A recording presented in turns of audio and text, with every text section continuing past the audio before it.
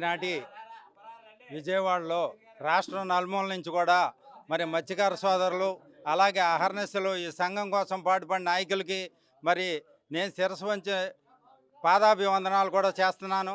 మరి నడకూరి నరసింహారావు గారు ఈ కమ్యూనిటీ కోసం ఆయన అధ్యక్షుడు చేసి మరి 50 ఏళ్ళకి పెన్షన్ తేనేయండి, అలాగే 2 కార్పొరేషన్లు కావాలని చెప్పి ఆ రోజున, అలాగే డీజిల్ సబ్సిడీ తెచ్చింది కూడా మాజీ మంత్రి నడకూరి నరసింహారావు గారు.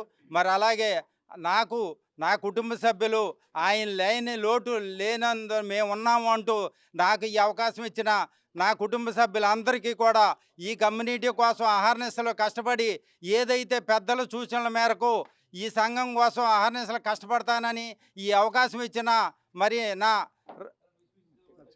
మత్స్యకార కులాల సంఘ నాయకులందరికీ కూడా జన్మంతో రుణపడి ఉంటానని చెప్పి ఈ అవకాశం ఇచ్చిన పెద్దలందరికీ నేను కష్టం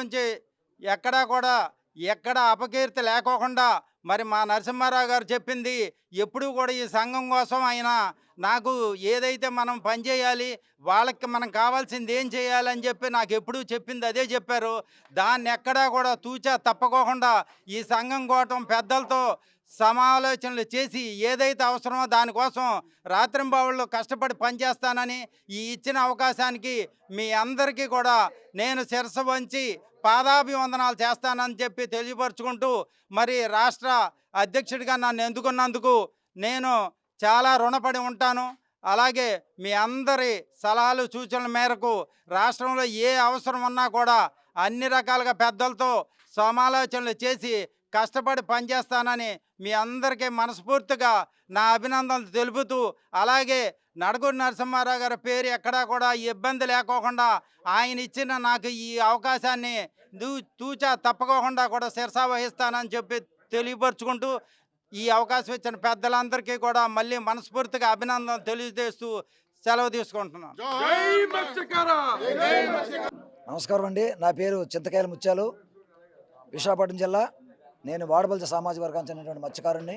ఈరోజు ఆంధ్రప్రదేశ్ రాష్ట్ర సాంప్రదాయ మత్స్యకార కులాల సమాఖ్య ఈరోజు విజయవాడలో ఎంబీ భవన్లో మీటింగ్ ఏర్పాటు చేసుకోవడం, రాష్ట్ర నలుమూలల నుండి కూడా అన్ని మత్స్యకార సామాజిక వర్గాల నుండి నాయకులు అలాగే ప్రతినిధులు హాజరవడం జరిగింది.